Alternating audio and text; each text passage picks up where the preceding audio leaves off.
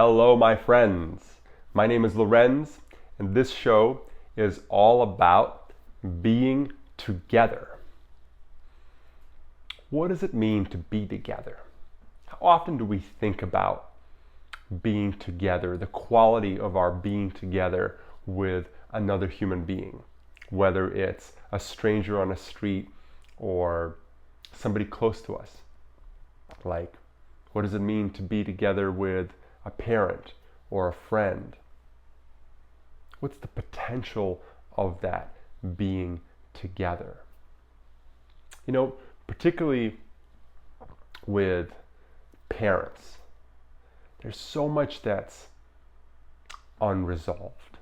You know, we have a lifetime of relationship with a mother or a father. Things build up in that time. Expectations, resentments. What do you do with that? Because that's one of my favorite expressions is what's unspoken but communicated anyway. And here's the thing. What's unspoken is always communicated. It's always in the space between two people or more people. It's always in the space. One of the most powerful things that I've ever done is really step into the resolution of the relationship with my family. You know, I have a good relationship with my family, but at some point I realized that I was living in this prison of what will people think, and that the origin of that prison was, what will my mother think? And really stepping into that, resolving that. It took a lot of courage. And I didn't have to go on some big healing retreat. I just had to pick up my phone and have a phone call and just talk about that directly. Yeah, it was a big deal. And we carry that kind of thing with us all the time. Those little micro incompletions. You know, sometimes they're big, like something big that is between you and another person. And so it's obvious, it's always there. But I'm talking about the little things. The little unresolved tensions that they're just so easy to not deal with. You know, a lot of relationships struggle with that. People don't realize that when they don't address something, they take a little brick and they place it in the space between them and another person. This is so easy to do in an intimate relationship. Over time, you don't even realize it. It's all those little things that just get placed into that space between you and your partner, brick by brick by brick, and before you know it, there's a wall. And then there's some sort of like explosion that happens, and blah! Yeah, those experiences can be really bad. So how do you deal with that? You deal with it by dealing with it in the moment. This is what holding space is about, right? Holding space, being able to have difficult conversations, being able to really create a safe space. Many times we don't create a safe space. You know, our relationships are like a minefield, just like, be careful where you step. Oh, don't go there. You know, like, oh, awkward silence. You know, how many people do you know that, you know, it's like, you guys are cool. Yeah. You know, you hang out. Just a little bit of awkward silence here and there.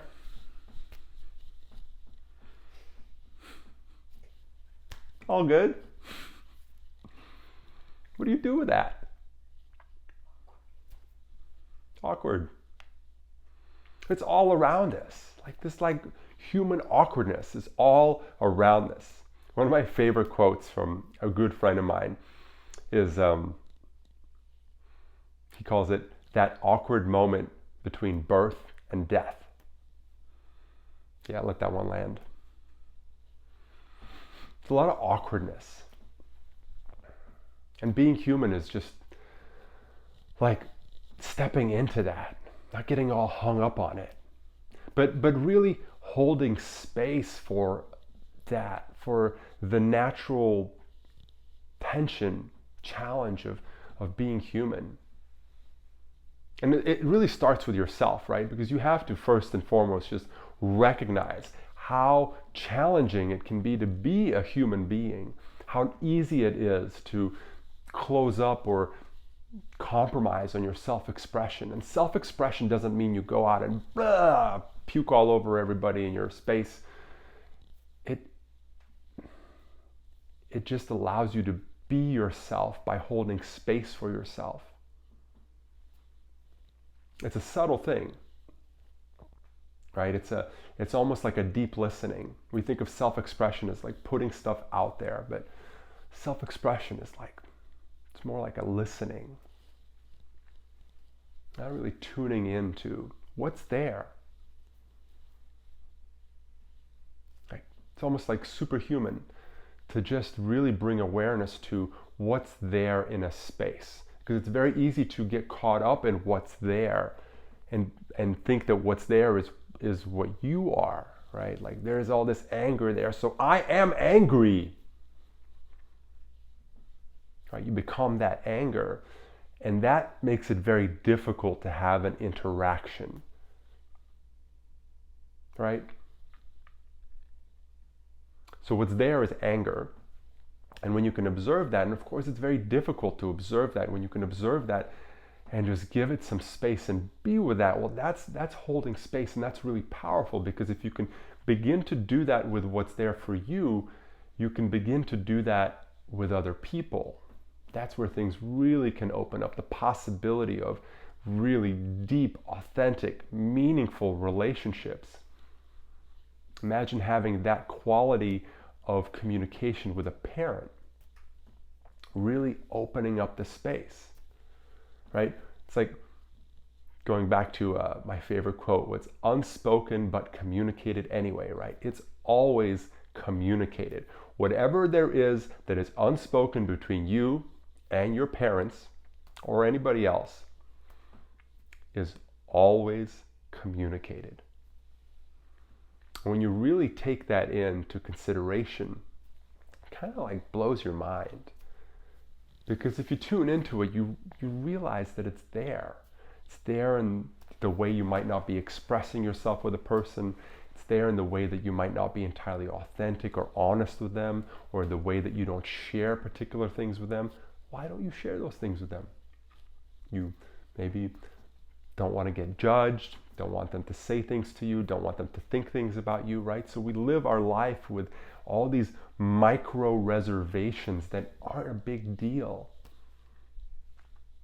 But they are. They are. They cost us our aliveness, they cost us our expression, and most of all, they cost us our relationships, right? The relationships, that's where the fruit of life opens up. The connectivity and the exchange with another human being that requires this kind of radical authenticity, to be with somebody fully as you are and to be with them fully as they are, requires a relentless awareness of what's in that space, right? When I was saying earlier, the brick by brick, it's very easy to start laying those bricks. And it can be very hard to unlay those bricks. Sometimes those bricks are some really challenging stuff that you just don't want to take responsibility for, particularly in intimate relationships. And that costs you the whole relationship, right? But it's kind of like the story of humanity. Like, we live in a time where there's so much repression. There is so much like pent-up anger about historical suffering that is so difficult to talk about. When you look at things like Black Lives Matter or the Me Too movement, these are all very challenging things that need to be addressed in a safe space.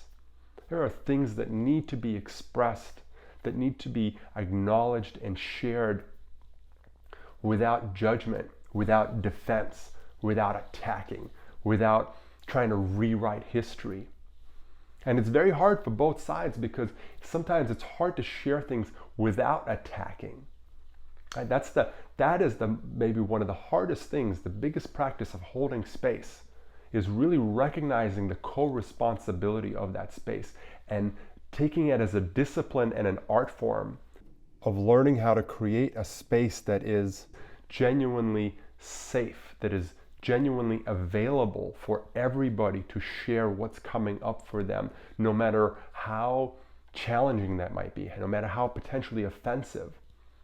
If I share something, but I share it without blame, that creates an opportunity to just be with what's being shared, right? But if I share something and I share it with blame, then that creates an opportunity for defense or a counterattack, right? And that just propagates the same thing. So it's a very subtle territory, this understanding of what it means to hold space. And it's not something that you can read a book about.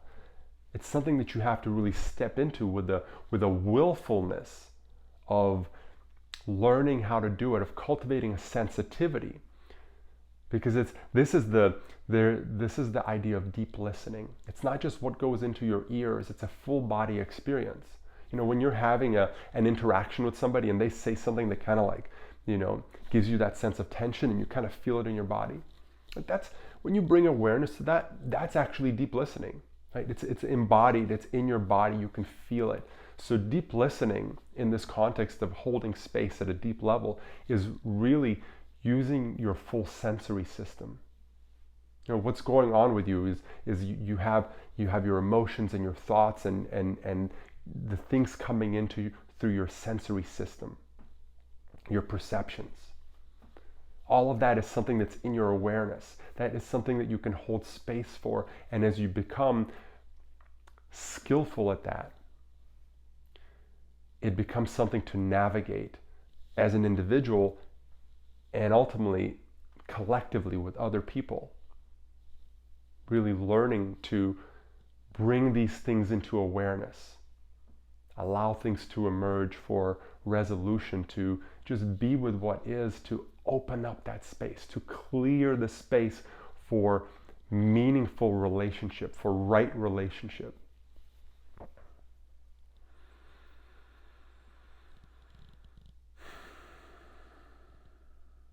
It's a practice. And it takes a lot of compassion because it's difficult to be a good listener.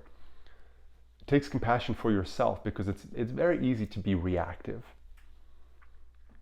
It takes compassion for other people when you see them being reactive, when you see them not holding space, not listening, just to recognize how hard it is for them by remembering how hard it is for you. Yeah. This is transformation. This is how we transform the world. By developing that strength to be with what is. It takes a lot of strength to have anger emerge inside you and not react to it, but hold space to it so that it can be a constructive force. When you react to it, it becomes a destructive force. It's wasted energy. Anger can be very powerful when it's a constructive force. But in order to transform it from a destructive force to a constructive force, you have to be able to hold space for it. It has to be something that you have a relationship with rather than something that controls and owns you. And that's very powerful. It's powerful in the times that we live in today. This is the path of evolution for humanity, is learning how to hold space, learning how to truly communicate with each other as human beings so that we can become human beings, so that we can become aware as a collective species.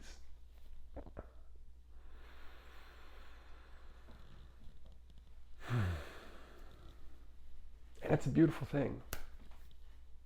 You know, it's not this big thing. It's a beautiful thing in the way that it opens up our immediate life, clearing up little things in our lives, the micro incompletions with people and friends in our lives, with our parents, people we know, people that we work with, just stepping into the authenticity of owning where we haven't been fully honest, owning those little things that have been frustrating, and finding ways to express our resentments without blaming the other person, but just taking responsibility for them. It clears the space. It clears the space for joy and meaningful connection.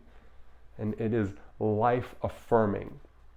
Holding on to these things is life denying, because it just suppresses your ability to be yourself, to be alive, to show up in a space, to enliven a space with your full presence. And it's a practice. So meditate on that, my friends. Lots of love. Thank you for watching. If you enjoyed this video, please share it. And I look forward to our conversations in the future. Much love.